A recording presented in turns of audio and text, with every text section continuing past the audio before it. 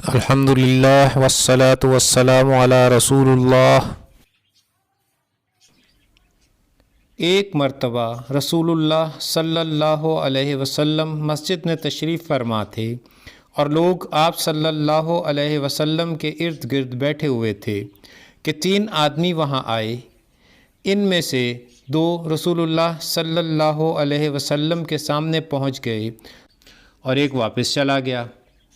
پھر دونوں رسول اللہ صلی اللہ علیہ وسلم کے سامنے کھڑے ہو گئے۔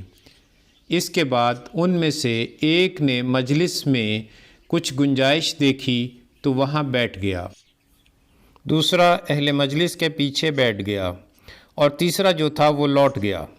تو جب رسول اللہ صلی اللہ علیہ وسلم اپنی گفتگو سے فارغ ہوئے تو صحابہ رضی اللہ عنہم سے فرمایا کہ کیا میں تمہیں 3 آدمیوں کے بارے میں نہ بتاؤں؟ تو سنو، ان میں سے ایک نے اللہ سے پناہ چاہی، اللہ نے اسے پناہ دی، اور دوسرے کو شرم آئی تو اللہ بھی اس سے شرمایا اور اسے بخش دیا، اور تیسرے شخص نے منہ موڑا تو اللہ نے بھی اس سے منہ موڑ لیا۔ رسول اللہ صلی اللہ علیہ وسلم کا ارشاد ہے، حسد صرف 2 باتوں میں جائز ہے۔